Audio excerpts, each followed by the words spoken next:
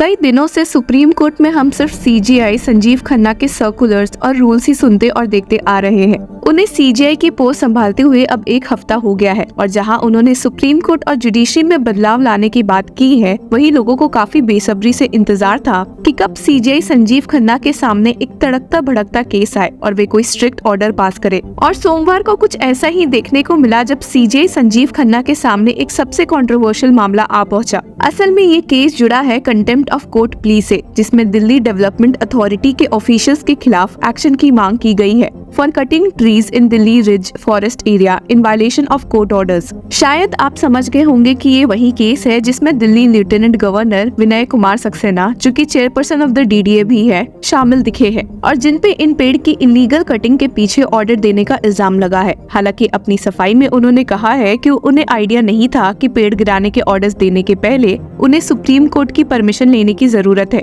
कई लोगों ने इस बात का विरोध किया है, ये कहते हुए कि भला एलजी इग्नोरेंस ऑफ लॉ नहीं क्लेम कर सकते हैं। और इस मामले में सीजीआई संजीव खन्ना की बेंच ने क्या शॉकिंग ऑर्डर दिया है, चलिए देखते हैं। अब इस केस के बारे में हम आपको जितना बताएं उतना कम है कि शुरुआत से ही इस केस में काफी कंट्रोवर्सीज उठी है। ये केस, जो कि पहले फॉर्मर सीजीआई डीवाई चंद्रचूड़ के सामने लिस्टेड था, की वजह से जुडिशियल स्क्रूटनी के अंडर एलजी सक्सेना आ पहुंचे थे, जिनसे एक पर्सनल एफिडेविट भी मांगा गया था, ये बताते हुए कि क्या उन्हें सुप्रीम कोर्ट ऑर्डर्स के बारे में पता था जो इलीगल ट्री फेलिंग के रिलेशन में था। हालांकि आपको बता दूं कि ये केस पहले सुप्रीम कोर्ट के दूसरे बेंच के सामने था, जिसे जस्टिस अभय एस ओक लीड कर रहे थे, लेकिन एक कोर्ट हियरिंग के दौरान उन्हें पता चला था कि सेम मैटर सुप्रीम कोर्ट की डिफरेंट बेंच के सामने लिस्टेड था और जिसकी वजह से ही ये केस बाद में सीजीआई डीवाई चंद्रचूड़ के सामने आ पहुंचा था। और जैसे ही फॉर्मर सीजीआई के जाने के बाद ये case new CGI Sanjeev Khanna के सामने आ पहुंचा, तो एक और कंट्रोवर्शियल ट्विस्ट में सीजीआई संजीव खन्ना ने इस केस को ही सुनने से मना कर दिया। जी हाँ, आपने सही सुना। Bench of chief justice of India Sanjeev Khanna और जस्टिस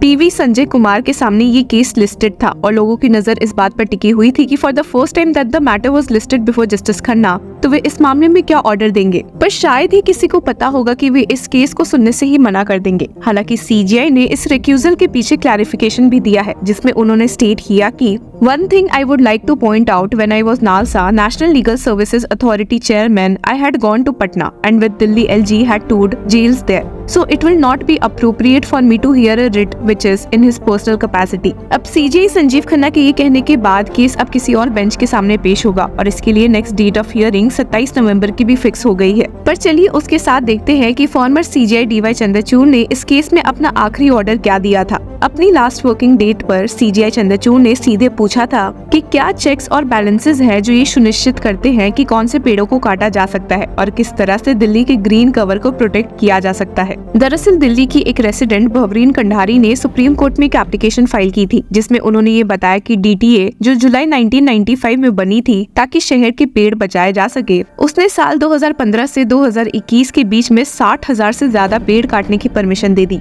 ये तो सिर्फ डीटीए का दावा है, पर असल में इन पेड़ों की हिफाजत का कोई मैकेनिज्म नहीं है। उन्होंने कोर्ट में कहा कि दिल्ली में हर घंटे 5 पेड़ काटे जा रहे हैं। जस्टिस अभय एस ओक के नेतृत्व में बनी बेंच ने सीधे पूछा था कि हम ये जानना चाहते हैं कि क्या डीटीए के अंदर कुछ चेक्स और बैलेंसेस है और कौन सी प्रोसीजर फॉलो की जाती है जब भी पेड़ काटने की परमिशन दी जाती है। कोर्ट ने डीटीए के 4 ट्री ऑफिसर्स और फॉरेस्ट डिपार्टमेंट से नवंबर 22 तक स्पेसिफिक रिस्पॉन्सेज मांगे थे। सुप्रीम कोर्ट ने अब डीटीए के काम को डिटेल में चेक करने का फैसला लिया है। हियरिंग के दौरान सीनियर एडवोकेट गोपाल शंकर नारायण, जो कंडारी की तरफ से कोर्ट में प्रतिनिधित्व बन रहे थे, उन्होंने बताया कि डीटीए जो 1995 में बनी थी, उसने मई 2021 तक सिर्फ 8 बार ही मीटिंग की थी। उन्होंने कहा, is this Delhi preservation of trees act और Delhi felling of trees act. मतलब ये एक्ट तो दिल्ली के पेड़ों को बचाने के लिए था, पर असल में लगता है कि ये एक्ट पेड़ों को काटने के जरिया बन गया है। एप्लीकेशन में ये भी कहा गया कि दिल्ली में और पेड़ों को काटने पर तुरंत रोक लगाई जाए, पर कोर्ट ने ये ऑर्डर इशू करने में थोड़ा कॉशन स्टांस लिया। कोर्ट ने कहा, प्राइमा फसाई, you may be right in making this prayer, but when it involves a small amount of trees, this prayer can be applicable where there is large felling of trees and safeguards have to be there as ultimately the idea is to protect trees. खैर ये मामला तो अब 22 नवंबर को ही reveal reveal होगा कि क्या turn लेता है। ऐसे ही एक और मामले जिसकी शुरुआत हमने अपनी वीडियो के शुरू में की थी, डीडीए का नाम जोड़ता है। कंट्रोवर्सी शुरू हुई है जब साउथ दिल्ली रिज में डीडीए ने सुप्रीम कोर्ट की परमिशन के बिना ही 1670 पेड़ काट दिए। कोर्ट ने कहा था कि सिर्फ 470 और ट्रीज को कट किया जा सकता है, पर डीडीए ने तो इसका वायलेशन कर दिया। इसका मुद्दा कोर्ट में तब उठा जब एक कंटेम्प्ट पिटिशन फाइल हुई डीडीए के अगेंस्ट। एक और रिपोर्ट जो फॉरेस्ट सर्वे ऑफ इंडिया ने तैयार की, उसने ये प्रूव किया कि 1670 पेड़ सच में काटे गए हैं, जबकि डीडीए का क्लेम था कि सिर्फ 642 पेड़ों को ही गिराया गया था। सीजीआई डीवाई चंद्रचूड़ ने पूछा भी था कि senior advocate Gopal Shankar Narayan says inspection of documents not complete and hence let it be done. I have no time. Bench will be assigned. आपको याद दिला दूं कि अक्टूबर 23 को दिल्ली के एलजीवी के सक्सेना ने एक अफिडेविट सुप्रीम कोर्ट में सबमिट किया था, जिसमें उन्होंने कहा था कि उन्हें ये पता ही नहीं था कि सुप्रीम कोर्ट की परमिशन लेना जरूरी है।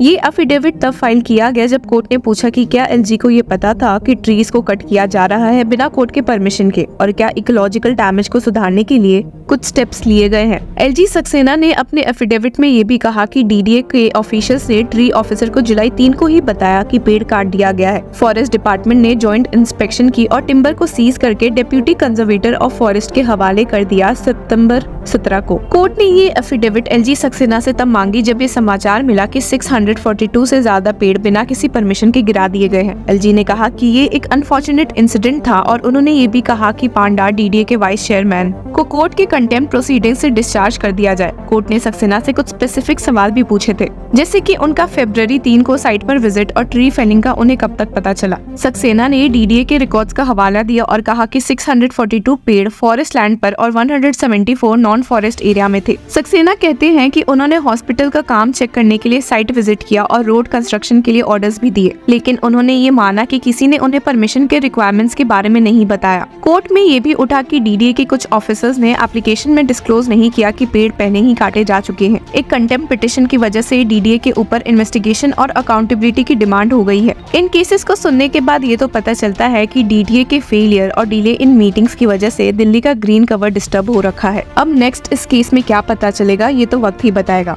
एआईबी क्रैक करना है, लेकिन कैसे करें स्मार्ट स्टडी और इफेक्टिव स्ट्रैटेजीज का यूज। नो स्ट्रेस, हम लेकर आए हैं आपके लिए एक अल्टीमेट सॉल्यूशन। लॉ चक्रा के साथ आपको मिलेगा टॉप नॉच टिप्स और proven techniques specially for AIB और advocate on record Nishant Varma के इनवैल्यूएबल इंसाइट्स के साथ 30 नवंबर को ज्वाइन करिए हमारे एक्सक्लूसिव वेबिनार में, जहां आपको मिलेगा ओपन बुक एग्जाम का सही तरीका और वो सब कुछ जो आपके एआईबी प्रिपरेशन को बूस्ट करेगा। हर क्वेश्चन का जवाब, लाइव इंटरैक्शन और एक्सपर्ट से अपने डाउट्स क्लियर करने का एक मौका। एआईबी टफ तो जरूर है, लेकिन राइट गाइडेंस के साथ ये अचीवेबल है। 30 नवंबर हमें ज्वाइन करिए और अपने सपने को एक और स्टेप अपने करीब लाइए। Register now.